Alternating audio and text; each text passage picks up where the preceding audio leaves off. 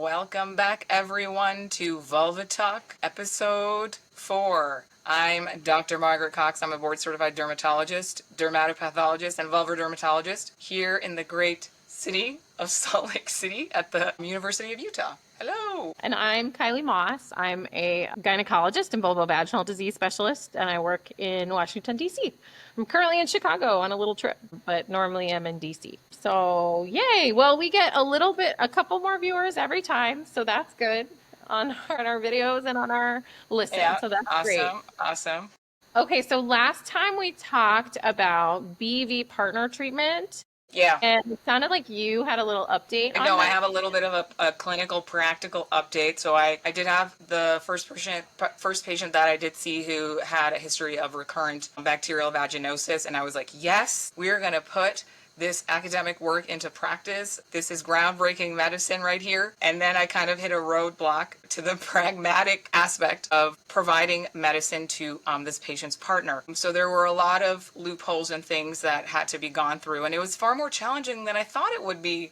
So I thought it would be really straightforward, and it took me forever to figure it out. And I think, yeah, I remember it was a big deal when expedited partner treatment therapy for sexually transmitted infections started. And that was a challenge to provide to male partners, but it was legally allowed in Maryland where I was practicing at the time. So but it still was something that we had to operationalize from an institutional standpoint that was challenging. So I can imagine that there's going to be some challenges. I can't wait for the update when you let us know how it goes, because I will indeed. An ongoing thing. I mean, it was really challenging, and I kind of feel like it probably will be a little too challenging for most providers, unfortunately. I mean, I hope not. Maybe there will be better ways of navigating this kind of situation in the future. But yes, I will update you on whether this approach to treatment has any positive outcomes, because, I'm still hopeful. Yeah, it may require a little bit of lobbying with the legislature to make it something that people like gynecologists can prescribe for men, just like sexually transmitted infections. That's we have that. We have that same rule here in Utah. Mm-hmm. You can treat partners, but I think it only applies to certain sexually transmitted diseases, right? When I was looking at this, gonorrhea, chlamydia, syphilis. Gonorrhea, chlamydia, syphilis. Yeah. So then I was like, well, do I fall in this loophole? And there was But it seems like it might be something that, even though it would require a lot of lobbying with the legislature, might be something where there could be an amendment to that. Exactly. I feel like there's already something in place. You just got to maybe have it be more of an umbrella type thing. Right. Yeah. So an interesting opportunity for advocacy, for sure. Absolutely. But it's a great segue into what we wanted to talk about in terms of popular press sexual medicine updates, because at the end of March, and I don't know how I missed this press release when it came out, but I still think it's fascinating. There was a release of a new device to test at home for sexually transmitted infections. Now, you've been able to test at home for sexually transmitted infections with over-the-counter for a while. I think COVID really started us on a path of people having control of their own ability to test for various conditions, but they were not FDA approved, and this is an FDA approved at-home test for gonorrhea, chlamydia, and trichomonas, 3 really important STIs to test. So really interesting. Do you see a lot of those? Do you diagnose those a lot? No, I can say that. I mean, so we do. I love the history of dermatology because it is a history of venereal disease, and the departments of dermatology used to be very involved with studying syphilis and syphilology, and that used to be in departmental names across the country. Because that can present with a big skin, a lot of cutaneous manifestations. And the only time I ever see the gonorrhea or chlamydia, even syphilis, is when I'm attending in our same-day dermatology clinic or rapid access derm, and people are coming in with acute genital complaints, and we see a ton of acute genital complaints in that acute dermatology clinic. So I do see it there, but I don't really see it in my vulvar derm clinic. Got it. Yeah, and I mean, because patients are waiting 6 months to come see me, so they're not going to be hanging around. Yeah, but I mean, those are still. I mean, I think the Lancet article that described this device talks about the burden of these diseases, and chlamydia I think is 2 million cases in the U.S. a year, hugely burdensome, and also probably causes worse impact on fertility the longer it sticks around. So figuring it out sooner is really important. Now the device. Yeah, go ahead. So is this a test that's going to be like on the shelf at like Walgreens? I think so. I Or mean, is it like I point of think care where you're walking in?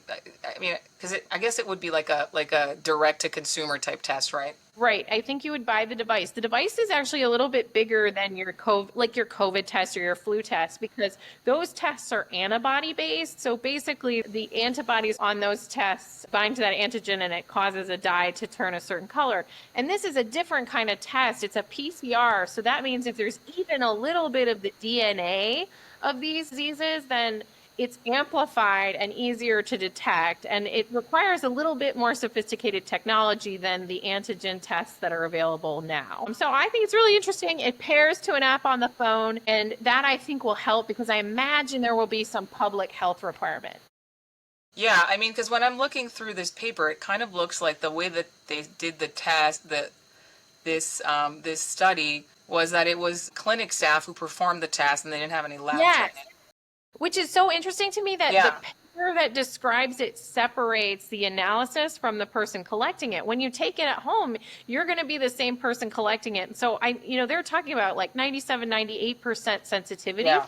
The test is really good in that very controlled circumstance at Right. detecting these diseases, but I don't know how it's going to bear out in practical use. Yeah.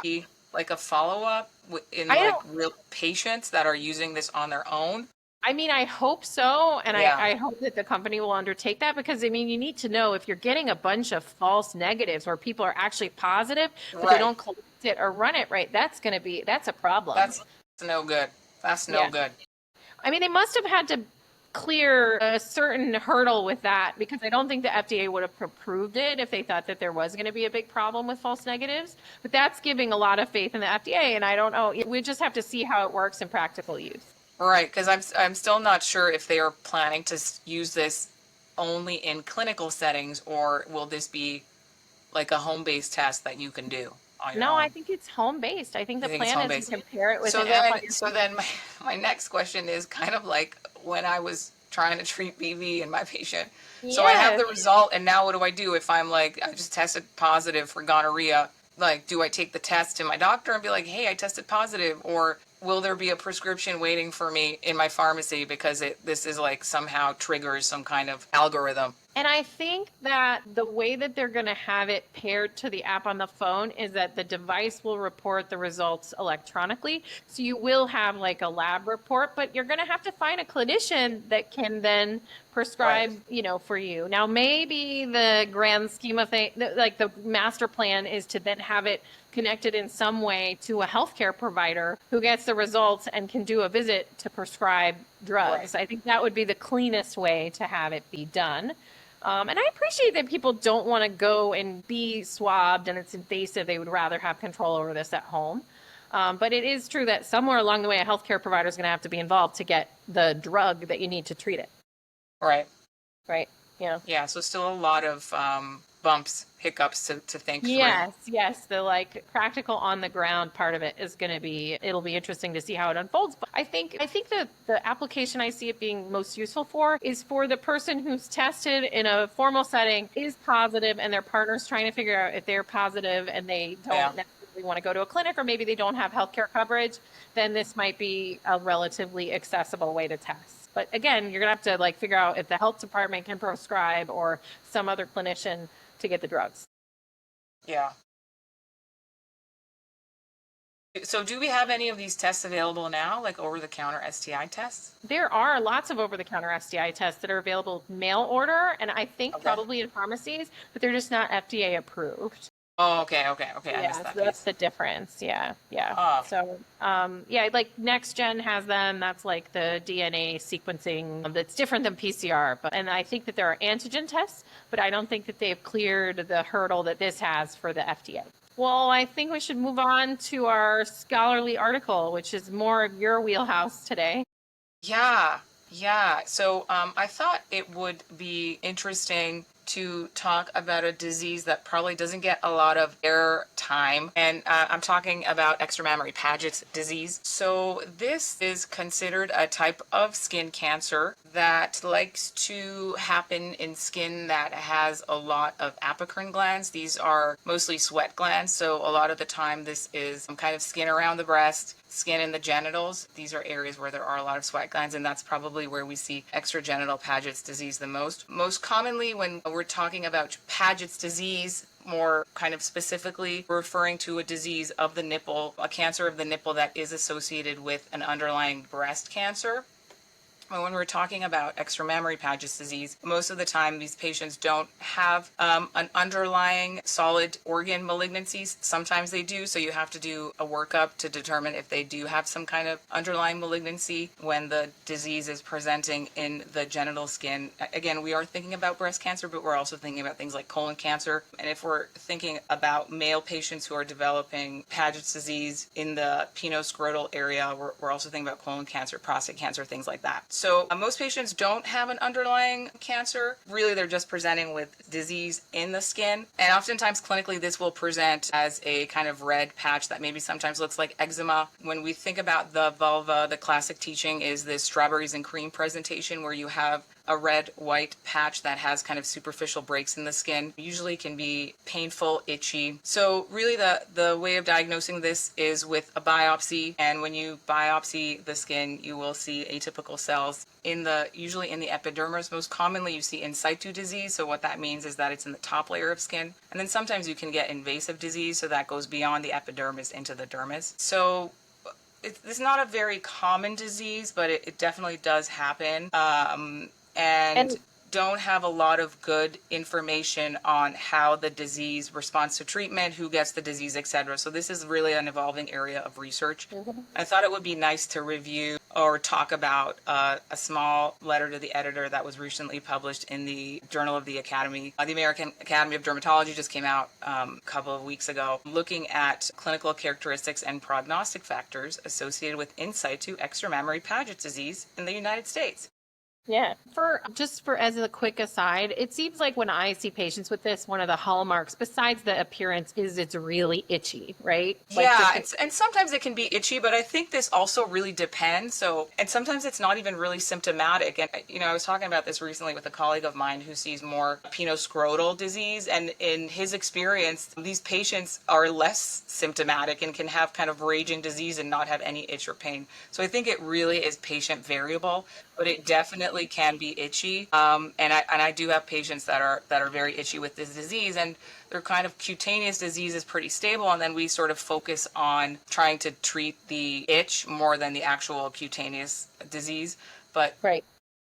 Yeah, that does happen. So, so in terms of the article, they talked about sort of different ways this presents and different like the pathology of the disease. So you're the path expert. So do you want to talk a little bit about it, or? Yeah. So there's going to be these atypical cells. Sometimes they're kind of clear haloed cells, and they're appearing in the epidermis, and they have this pagetoid spread. And really what pagetoid spread is, we see this in melanoma as well, is you have these single cells that are sort of scattering throughout the epidermis. And so your differential when you're seeing the histopath is going to be a melanoma, because in melanoma in situ can have a similar pattern. Well, it's just sort of like scattering up from the bottom of the epidermis to the top. And you're gonna have to stain this with some immunohistochemical stains to really identify the cells. And most commonly what we do is a CK7, and that's gonna be positive.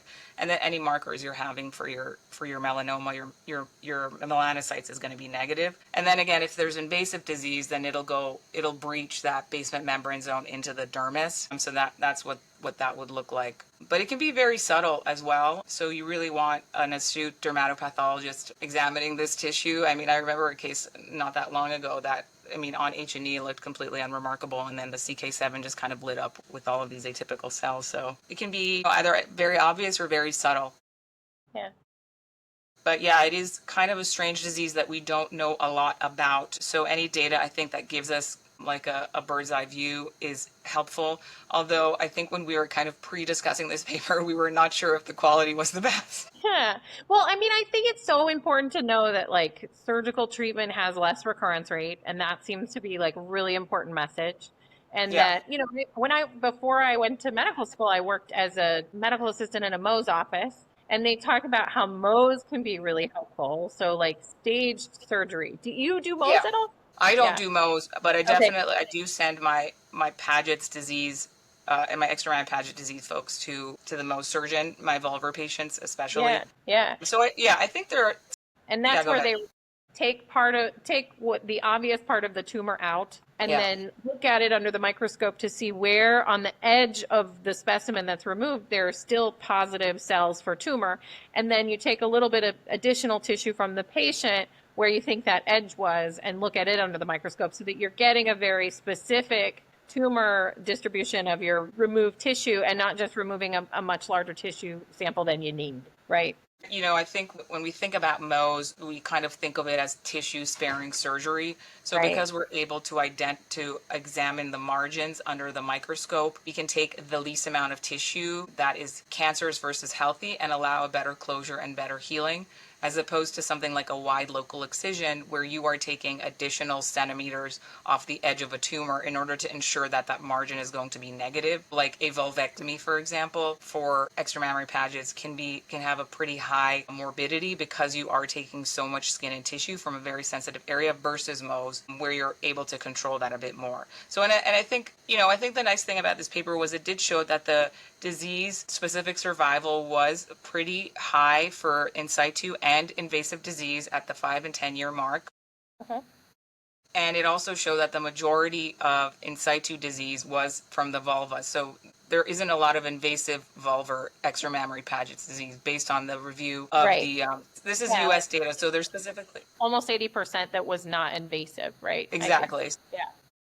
They're looking at surveillance, the surveillance epidemiology and end results data, which is this national resource that provides a lot of statistics on cancer research. Yeah. And it has a lot of kind of unmined data, and I think that this study is taking advantage of that. Yeah, which is good. Yeah. So, and then I think the other takeaway, and I think this plays out in practice, is that anal disease probably has, according to this paper, anal disease has the worst disease-specific survival. Yeah, but that makes sense because if you got to operate there or even do any kind of therapy that breaks the skin down there, then you're going to be at risk for infectious complications. Yeah. I mean, yeah. I know that like for vulvar cancer surgeries, way back when I was a resident and helping with gynec surgeries, the problem is there's so much tension on the tissue of the vulva and that the wound breakdown rate is pretty high. I can't imagine that it's lower. I'm sure it's a lot higher for breakdown in an area where there's like tissue doesn't stay intact that's wounded and being exposed to liquids and irritants, which is just the way that the tissue naturally is if it's an anal cancer, right? Yeah. Or perianal Pagets. Yeah. And then the other, I think, important takeaway that I had from this was the one that you touched on already. Surgical treatment improved disease-specific survival for both invasive and in situ disease. So although we definitely have topical therapies that we sometimes implement to treat extramammary Paget's disease, it looks as though surgical treatment is the most effective approach for both in situ and invasive disease. Again, I think for disease, especially in the vulva, that probably a tissue-sparing approach like Mohs surgery probably has a comparable outcome with more desirable sort of surgical outcomes. Right. Yeah. And that's hard. I mean, if this is a disease that involves like really important sensitive structures, the hood of the clitoris or something, then I think you're going to have a balance that's more towards a conservative therapy than the surgery. But just know that the recurrence risk is higher. But it may be worth it depending on the anatomy. Absolutely. Yeah. So, we do other things for this. Sometimes there's radiation therapy. Sometimes there's topical kind of chemotherapy, like imiquimod. But again, the data is kind of like all over the place. Yeah. And I think there are people out there trying to find new approaches to treating this disease that are not surgical, but really not quite there yet. Because it seems like, it does respond, like a lot of it responds to topical therapy. And so we should be able to find something that's targeted enough to spare the therapy. I mean, I think there's so much that needs to happen in terms of sparing surgery for a lot of different diseases. Yeah. So what was the thing that struck you about this paper, Kylie? There was mention that marital status and household income had, some, I don't think they termed it as effects. I hope they didn't, but were in some ways correlated to better outcomes and less bad disease at presentation. And when I looked at the table in the paper, it didn't seem like it was super significant in terms of the p-value. So they talked about it, but I just don't think that that's something you can modify, right? Like get married. So in the rare case that you get Paget's disease, you're going to have a better outcome. Like what action item is there based on that? Yeah. And then I guess maybe from a clinician standpoint, you should know, like, maybe there's some association. If this person's not married, they might have a worse outcome, but it's not going to change how you treat them. It's not a modifiable risk factor in any way, really, practically. And then the other thing, like, again, the household income. Like, we know that social determinants of health across the board mean that people who have a lower income tend to have worse outcomes. And it's probably because stress of poverty contributes to worse immune function and worse response to treatment, is my suspicion anyway. But I think there's data to support that. I guess it's an okay finding. It didn't seem like it was a big effect, and even if it was an effect, it wasn't statistically significant. So was it an effect at all? I don't know, and I'm just not convinced that it's something that matters. Yeah, and I literally just glossed over that piece because I agree with you. I was like, think it was marital status. I didn't think it was adding anything. But then, when we looked at it a little closer, it's weird because the p-values in the text and in the chart are not the same. So I'm really confused about the data here. It just goes to show that, when you look at papers, you have to be critical because even in JAD, things are getting through that are very confusing and probably were not vetted to the degree that they should have been.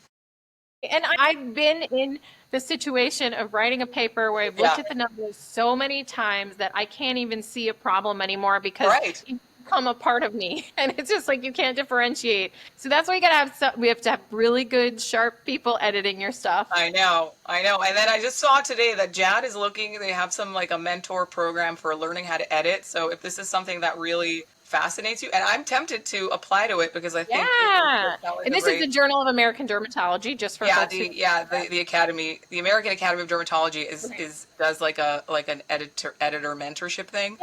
So there you go, perfect example. Yeah, and I think I volunteer review articles for various journals, and I think it does sharpen your eye for that type of thing. But it's just hard the editors of these journals are really overworked. They're often not paid, and they're trying to put out good content, but it's not always possible to catch that stuff. So, and I did try to figure out who the authors were because I also like to know who's writing this and is there some kind of inherent bias. And I wasn't really able to figure out a lot about this first guy. And then it looks like the lady is a dermatologist somewhere in Texas. But I was kind of like, are they Mohs surgeons? And that's why they're like, let's treat everybody with Mohs. Yeah, that's a good point. But no, it wasn't obvious that they were, so it might just be. All right. Just good. Anyway. That's their take on the data. Yeah. Doing a deep dive into extramammary patches. And, I feel like there's more to talk about. There's another article that maybe we'll talk about another time. Yes. Which is looking at what the guidelines are for screening for underlying malignancy. I think it might be nice to do a brief kind of overview of that, too. Yeah, that would be great. All right. More to come on Paget. More to come. Yeah. Okay. Now we're going to move on to probably one of my favorite topics of all time. Yay! Creams. And that's why you're a dermatologist and I know. I love talking about creams. I love telling people about creams. And I think creams are a very important part of vulvar dermatology more specifically. So we thought we would kind of address some public concerns about the use of emollients, creams in treating vulvar disease. Yeah. Yeah. So I wanted to start with just a brief breakdown of the three main types of ingredients, actives in creams that we use, and just do like a brief overview. So the first type, these are emollients, and technically emollients are creams that smooth the skin, they get rid of the scale, and basically they act by filling in the spaces between the keratinocytes, and that's how they produce smoothness of the skin. And the most common types of ingredients that we see there are things like ceramides. They're a very effective emollient. So they're going to squeeze, these little particles are going to squeeze in the skin and cause the smoothness. And there's also things like dimethicone that kind of can have different roles, but it is also considered an emollient. So then the next kind that we have out there are occlusives, and this is commonly what we think of when we talk about things like petrolatum, petroleum jelly, kind of greasy, thick ointments that are going to sit on the top layer of skin. They're going to form a protective kind of physical barrier on that skin, and they're going to work by decreasing transepidermal water loss. Probably the most effective to do that, and that is a main cause of dryness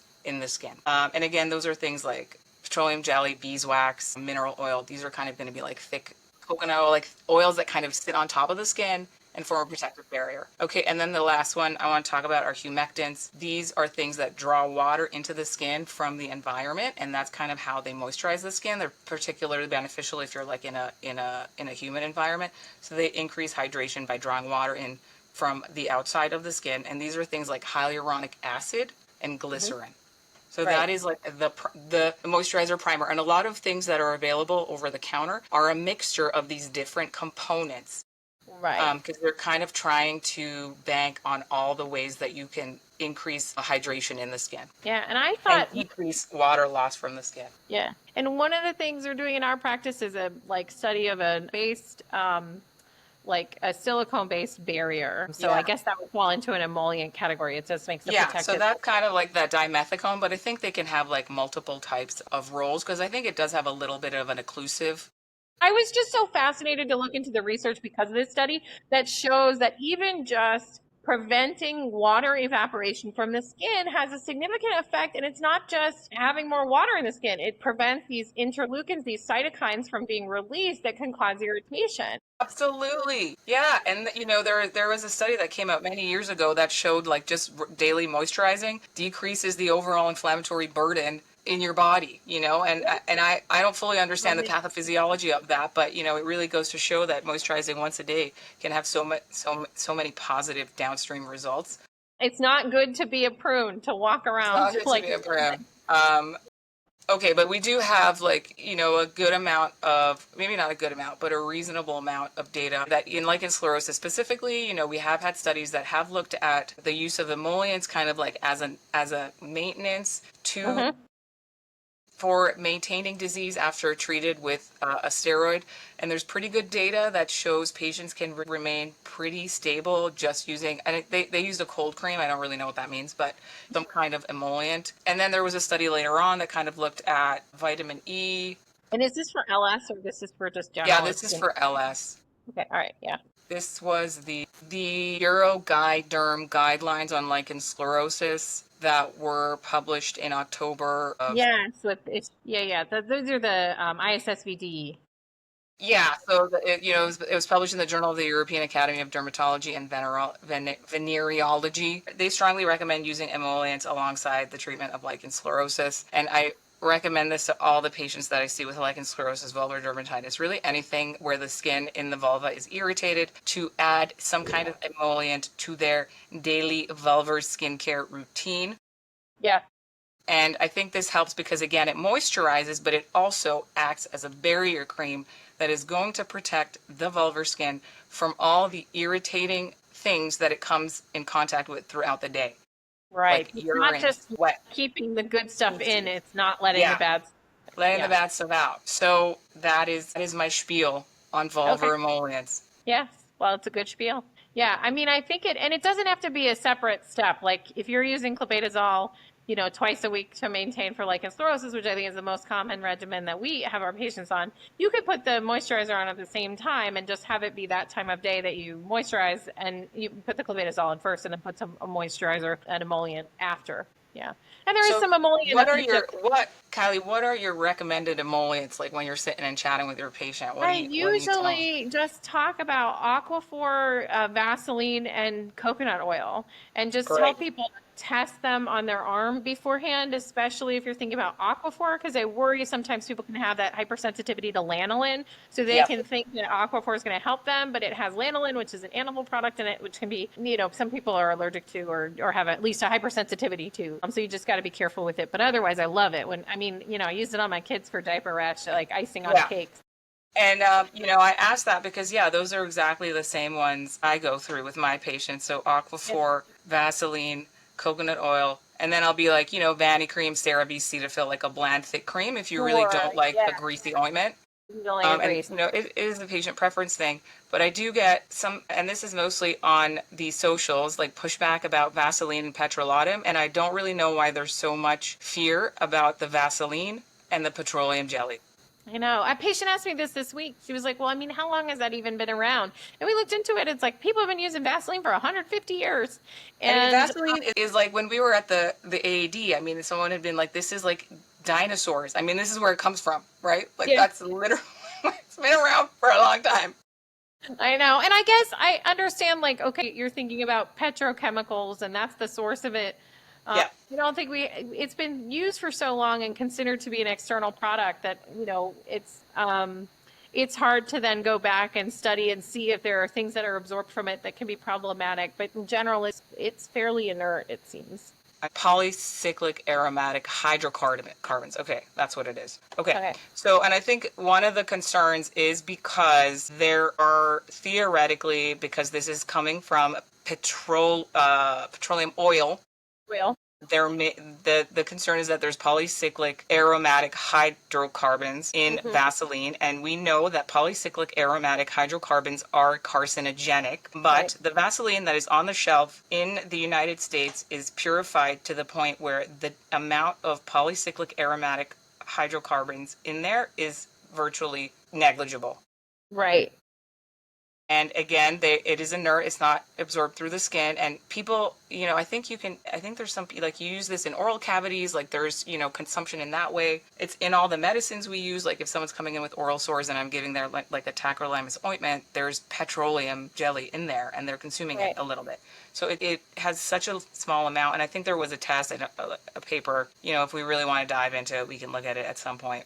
Yeah. A paper out of Canada that looked at how many of these, what percentage or what concentration of these polycyclic aromatic hydrocarbons were in the petroleum, and it was like less than 0.001%. Right. So really low. And I say, like, if you're really concerned about that, use something plant-based, a solid plant-based oil like coconut oil, and you can try that. But there's some variability there in terms of where the coconuts are grown and what they're absorbing from their environment. So it's just hard because you don't have 100% of control over all of these aspects of what you're putting on your skin. Yeah. Right. So there it is. Vaseline, it's okay. Yeah. If you don't like it, try something else. I mean, that's the... Yeah, you can use something plant-based.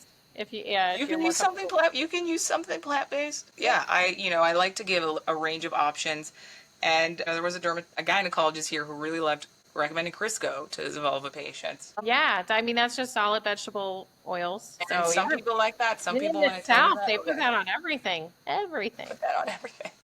Yeah. Well, what a great episode, Kylie. Yeah, another we're nearing the end because I think that was a full one. Totally. Yeah. But so nice chatting about vulvas and vaginas. All right. As always. Well, happy spring. We're both wearing green. That's great. And then we'll see you guys for episode 5. Yeah, that sounds great. Okay. Bye.